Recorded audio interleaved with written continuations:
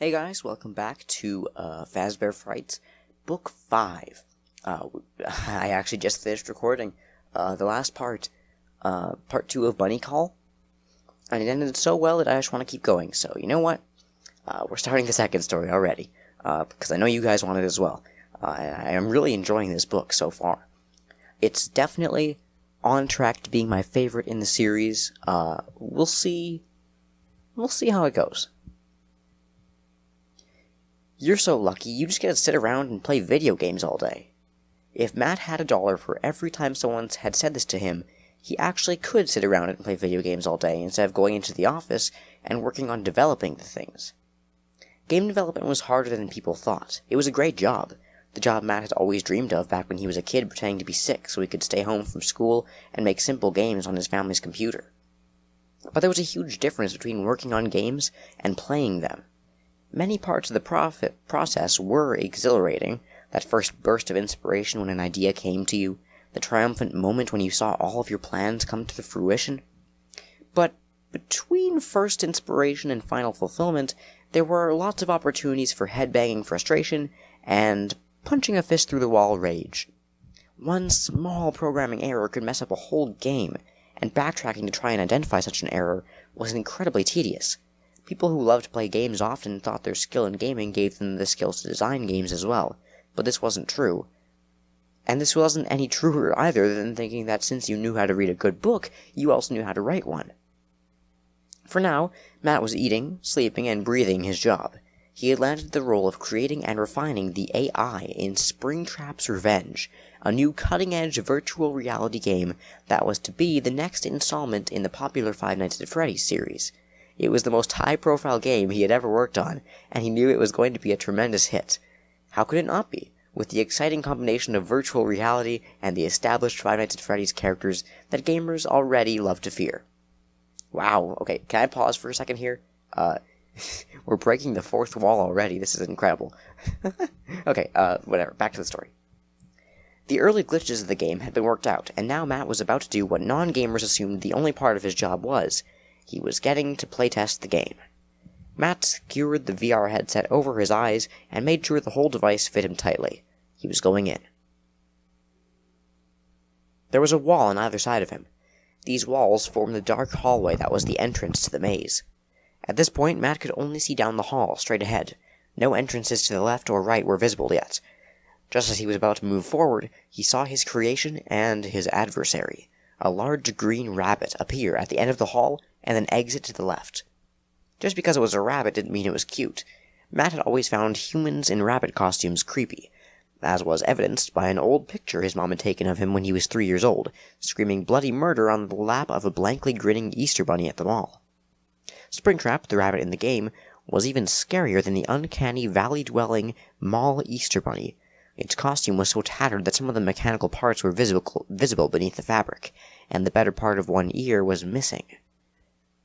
Its eyes were evil orbs that glowed green when it spotted its prey, and its grin was wide and ghastly. It was definitely nightmare fuel, which was absolutely what Matt had intended for it to be. Matt was especially proud of his titular character. He wanted to make Springtrap the kind of horrifying character who could endure, who would visit people's nightmares for generations to come. From Dracula to Hannibal Lecter, there was a kind of immortality in a truly horrifying creation, and somehow a bit of this immortality touched the creator as well. Matt had done an exhaustive amount of research in developing the murderous rabbit. He had watched dozens of classic horror movies, studied the personalities of their cold-blooded killers. He read books and articles on serial killers, about how their appetite for violence could only be satiated for a little while, until they had to choose another victim. The more Matt watched and read, the more he understood.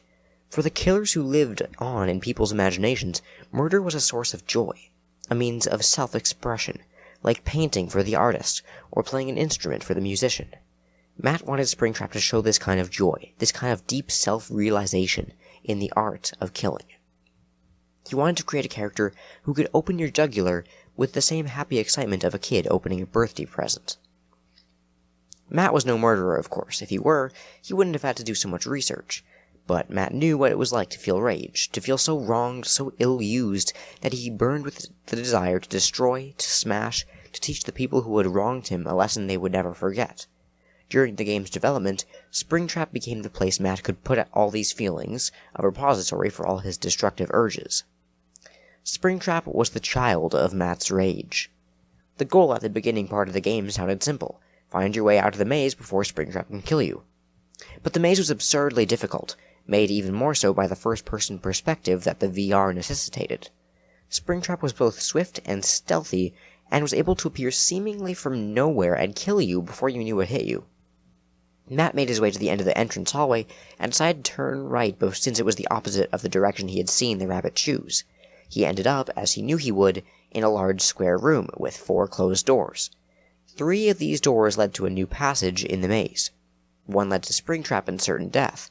Because of the way the game was programmed, Matt didn't have any more idea of the doors which hid Springtrap than any other gamer would. Which door should he choose? After a quick round of eeny, meeny, miny, moe, Matt chose the door that was straight in front of him. He stepped toward it, turned the knob, and pushed the door open. The soundtrack emitted a deafening screech, and the bunny lunged at him, its arm outstretched, slashing at him with a big, shining knife. The VR made Springtrap's attack feel disturbingly realistic. The knife slashed what felt dangerously close to his eyes, and when Springtrap lifted the knife high and plunged it downward, Matt couldn't help bracing himself, as though he were about to experience real physical pain. Then, the perspective shifted to the third person, so that Matt could see the corpse of his avatar sprawled face down on the floor. Springtrap, showing the twisted joy that Matt had intended, smiled with a look of true bliss. He knelt beside Matt's avatar and used his knife to slice off Matt's ear.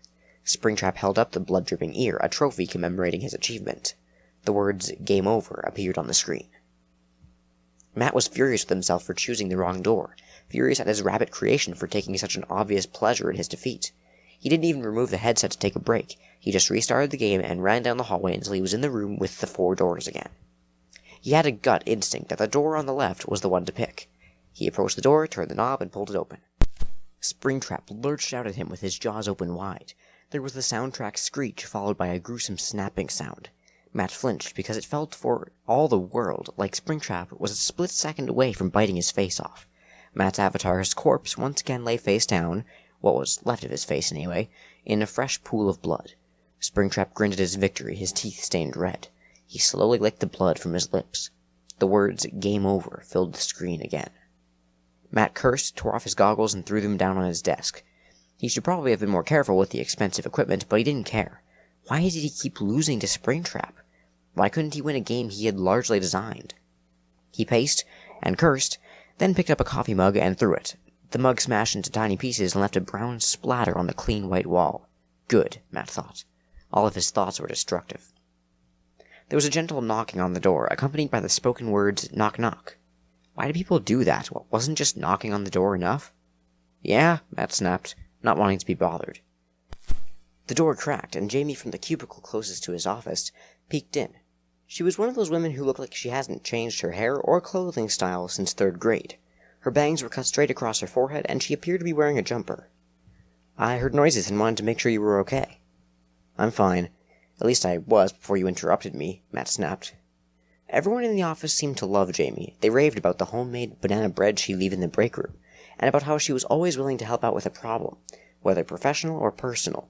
But she didn't fool Matt. He knew Jamie was a busybody. It was like she was a vampire who fed on office drama. "Sorry, I guess those were just the sounds of the creative process I was hearing," Jamie quipped, crinkling her nose as she smiled. It was a cowering, ingratiating smile, like a dog wagging its tail when you had caught it peeing on the carpet. "That's right," Matt said, not smiling back. What was he supposed to say? That he got mad because the big bunny had killed him twice in a row? That he had thrown his coffee mug against the wall because he couldn't handle the fact that he was losing to his own creation? Matt was starting to feel like the video game developer version of Dr. Frankenstein. "Well, good luck. See you later," Jamie said, giving a little wave with just her fingers. "You want me to close the door back?" He was going to go in again. This time he would make better choices. He would get past the murderous rabbit. He would lay to rest the nagging suspicion that this was a game he couldn't win. Sometimes Matt felt like his life was a game he couldn't win. Sure, he had all the trappings of a happy existence. He had graduated from a good school and married Hannah, his college sweetheart. He'd gotten his dream job, and he and Hannah had bought a pretty 4-bedroom house with ample room for her home office. His massive video game collection, and Hannah had hoped, a growing family. Back in college, Matt had enjoyed the excitement of pursuing and eventually winning Hannah. He had met her in a killer chemistry class freshman year, where she had an A average and he was struggling. He asked her to be his tutor, and they met twice a week. They worked on chemistry, but they also talked and laughed a lot. Finally, he had asked her, "Would you be willing to go out on a date with somebody who is way worse at chemistry than you?" She said yes, and soon they were inseparable. Once they were really dating, she didn't even mind letting him copy her down her problem sets. It gave them extra time to spend together doing other, more fun things. Their meet cute story was a big hit whenever people asked how they got together. They always said, "We had chemistry." After graduation, Matt had loved going after and getting his dream job, hunting for and acquiring the right house. But once you won the prize, there was nothing to do but maintain it. And maintenance wasn't as interesting. The dream house had extensive plumbing problems, so many that it seemed like they should just ask a plumber to move into one of the extra bedrooms. The job was great sometimes, but there were also countless boring meetings during which people who knew much less than he did talked on and on about insignificant details, and he was expected to listen to them respectfully, which wasn't always possible. How could it be when he clearly had the best ideas in the room? And then there was the problem with maintaining a marriage. When they were dating, Matt had been so preoccupied with winning Hannah's love that he never thought about the cost of that prize, namely that he was committing it to spending the rest of his life with one person, and one person only. It had gotten boring quickly. The endless nights in, the same conversation about their days, the same chicken breasts and green salad for dinner, and the same TV shows afterwards. Hannah was still pretty and smart and nice, but the novelty had worn off her, like when you buy a new car and it's exciting at first, but then it just settles into being your car, reliable and useful, but no longer a source of excitement. There had been other problems as well. Hannah wanted to start a family right away, and Matt hadn't. In fact, the more tedious the day-to-day grind of marriage had become, the less he wanted to add kids to the equation.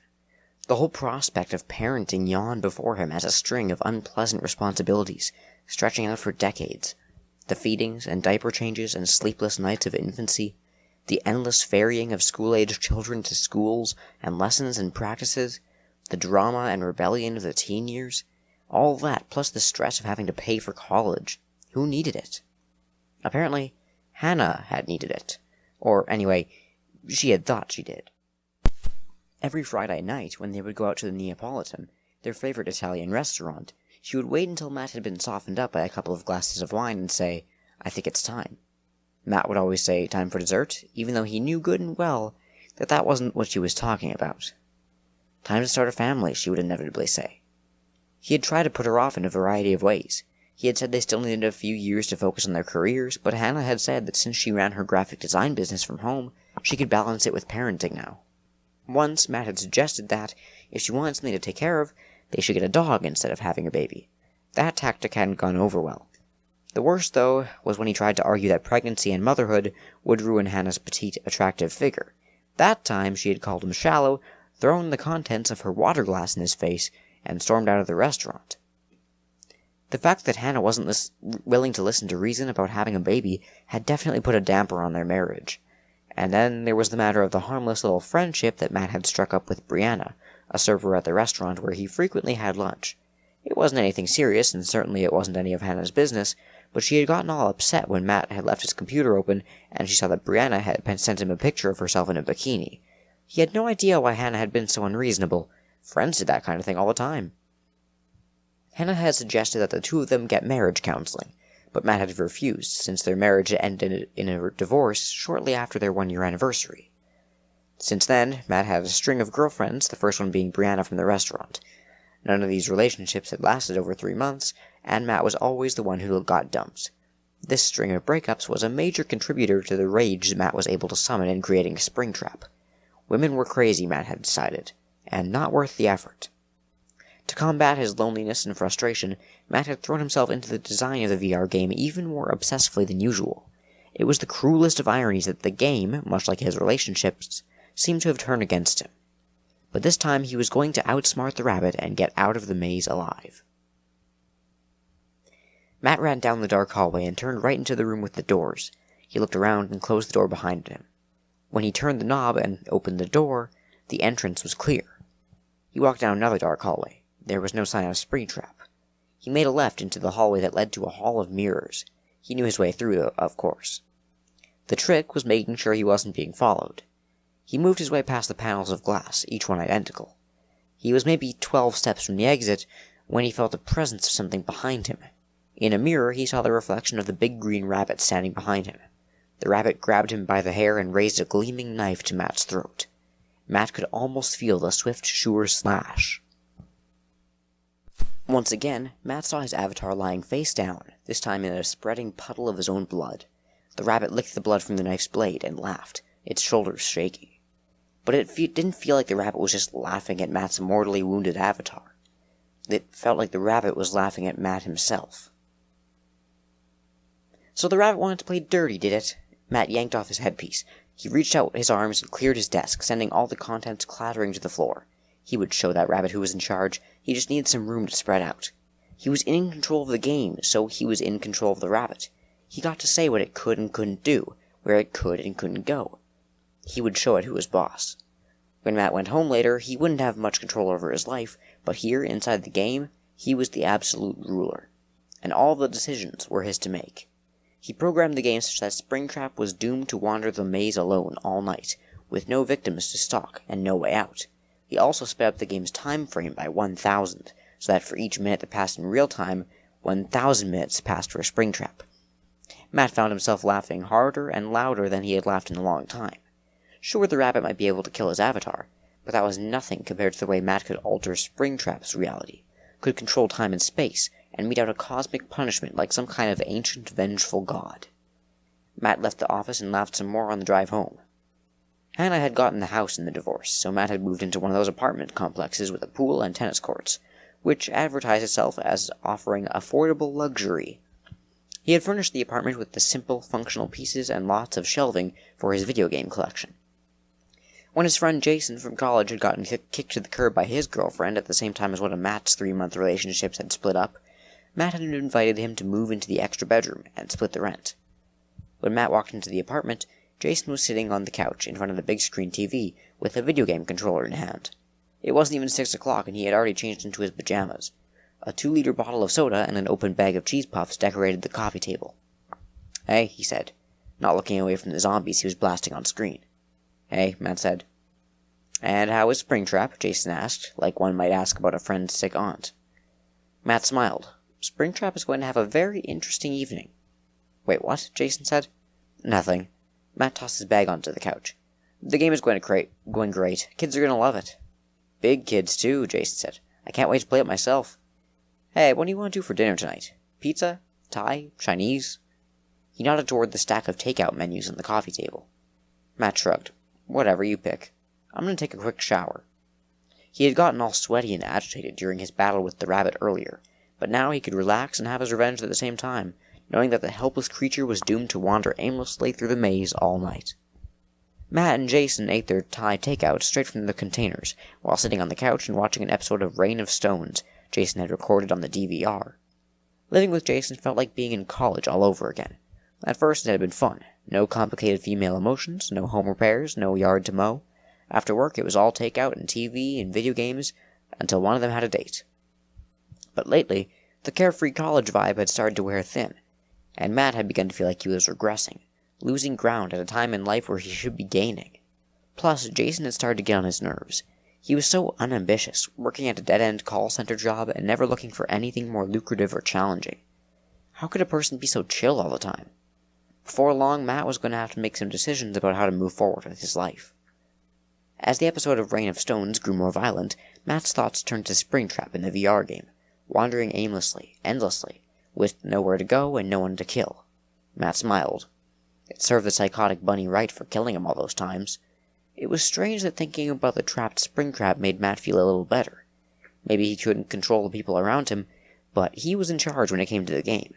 If they didn't like it the way things were going, he just had to change a little bit of programming to change the outcome. After a mostly sleepless night, Matt was happy to be back at work, where at least things were interesting some of the time.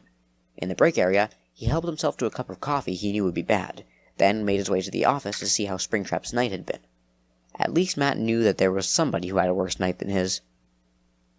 Matt put on his headset and entered the game. He walked down the dim hallway and turned right to arrive at the room with the doors. He chose the door on the right. Thankfully, Springtrap wasn't there, so he granted access to the rest of the maze. Matt walked around the maze for a long time, but there was no sign of Springtrap. No jump scares, no sneaking up behind him, no quick glimpses of the rabbit at the end of the hall. It was strange. The way the game was programmed, he should have seen Springtrap by now. Matt took off his headset and opened the game's data log. For several in-game days, Springtrap had wandered around the perimeters of the maze, looking for someone to kill. This was what Matt had expected. But he hadn't expected what he saw next. After all those days with no one to kill when killing was his life's only purpose, Springtrap seemed to spawn a new version of himself. Immediately, the new version killed the old version, and then the current Springtrap would somehow produce a newer version which would then kill it. The cycle went on and on, the creation of a new AI, followed by the newly created one destroying the creator. The killings got faster and faster, one right after another, seemingly as though the newest Springtrap was able to spawn an even newer model. The murders grew in violence just as they grew in speed. Stabbings, slashings, decapitation. When Matt saw the word disembowelment in the data log, he felt the coffee lurch in his stomach. While bizarre, the log did at least answer the question of how Springtrap had spent the night. What it didn't answer was where Springtrap was now. The rabbit was programmed into the game's code. He didn't have the ability to truly permanently kill himself. He would always respawn. He had to be in there somewhere. Matt searched the game's VR for Springtrap. He searched parts of the game where Springtrap hadn't even been programmed to be. After having spawned and killed 500,000 versions of himself over the course of one night, the rabbit seemed to have disappeared. Except he couldn't really disappear. It was impossible. The code. The answer had to be in the code. Matt could be absent-minded sometimes.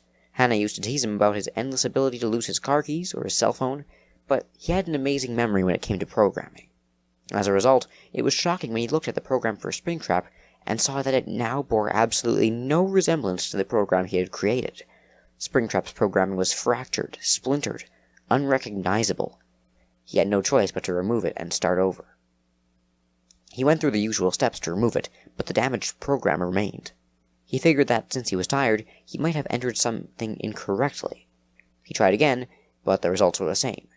He tried again and again for an hour, 2 hours, 3, but the results never varied. The damaged program could not be removed. It was as if Springtrap, in one last spectacular suicide, had blown himself to smithereens, and now all those tiny bits of him were scattered throughout the game's code, as impossible to retrieve as individual specks of dust. Matt started to sweat. All over the internet and in every game store, ads for the new Five Nights at Freddy's virtual reality game abounded, announcing a release date that was all too soon. And now the game's program was defective in a way that apparently could not be fixed. Matt's revenge on Springtrap seemed ridiculously small compared to Springtrap's revenge on him. Maybe if he went into the game one more time, he could figure out some way to reverse the damage. Matt's avatar ran around the periphery of the maze, looking for signs of Springtrap. He turned a corner and caught sight of something green up ahead. Springtrap's lifeless body lay around the maze's next bend. It was splayed on its back, with its torso split wide open. Matt kneeled for a closer look. Springs and gears protruded from the edge of the gaping wound. How could something so mechanical manage to look so dead? Springtrap's blank, sightless stare was horrible to behold. Matt reached up to the rabbit's eyelids to close them. As soon as he made physical contact, Matt felt a sharp sting combined with a mild electrical jolt that reminded him of the pain of getting his fraternity letters tattooed on his ankle in college. He pulled the avatar's hand away. Matt was too stressed out about the strange state of the game to be in the mood for a date, but Jason had been insistent. The girl Jason was dating had promised him that her roommate would be perfect for Matt. The four of them were supposed to have dinner together at the Neapolitan, Hannah and Matt's old go-to Italian restaurant. This was another reason Matt didn't want to go. Too many memories, both good and bad. But the main reason was that the thought of the likelihood of this girl being perfect for him was equivalent to the likelihood of a snowstorm in August. When the doorbell rang, Matt answered to find 2 young women, one of them blonde and aesthetically pretty, with a sun-kissed complexion. Maybe this evening would be better than he predicted. "Well, hello," Matt said to her, turning on his most charming smile. "This is a pleasant surprise. Usually I think Jason's kind of an idiot, but when he said we'd be perfect for each other, I definitely think he knew what he was talking about." He held out his hand. The pretty blonde girl didn't take his hand and only gave him a small smile back. "I'm Megan, Jason's date. This is your date, Eva." She gestured toward the brown-haired young woman Matt hadn't even noticed standing behind her. "Hi," Eva said, smiling shyly. She was dressed in a striped button-down blouse and khakis, like she was going to work instead of on a date. "Hi," Matt said, not bothering to hide his disappointment. Eva wasn't ugly, exactly. It was just that, standing beside a specimen as fine as Megan, she looked like a sparrow next to a bird of paradise. Matt also noticed that Eva's smile had not benefited from orthodontia. Her parents must have been too poor to pay for braces, he figured. Matt always found that the state of a person's teeth was an accurate indicator of social class. So were shoes. He glanced down at Eva's footwear. Cheap flats. "So, are we allowed to come in?" Megan asked. "Of course," Matt said, stepping aside. "Hey, Jason," he called. "The ladies are here." Jason stumbled into the living room, his hair still wet from the shower. He came up to Megan and kissed her cheek, then said, "Hey, Eva, have you met Matt?" "Yes, we've met," she said. Matt couldn't figure out why she didn't sound more enthusiastic. She was lucky to be going on this date. A guy like him would usually be way out of her league. And speaking of being out of one's league, how did a schlubby guy like Jason get a shot with a gorgeous girl like Megan? "Hey," Jason said. "I thought we could take separate cars to the restaurant. That way, if we want to do anything separately after dinner, we're all set."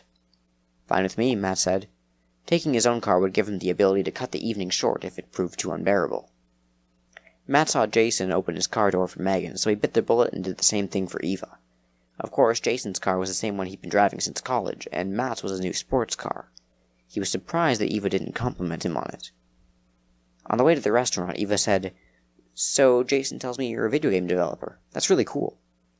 "Yeah," Matt said, trying not to think about the disappeared code that was endangering his high-profile project. "It's really cool.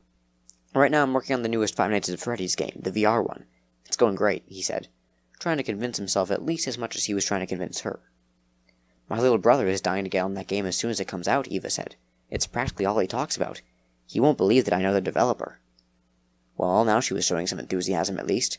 Matt decided to lob the ball into her court. "So, what is it that you do?"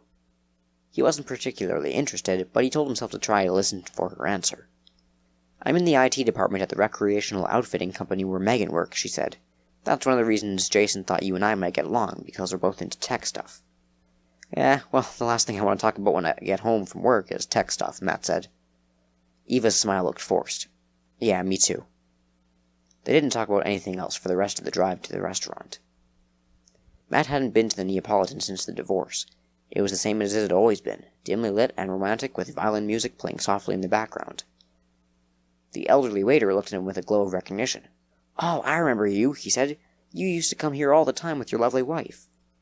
"Well, she's not my lovely wife anymore," Matt grumbled. Why couldn't people mind their own business? He blanched, but quickly regained his composure.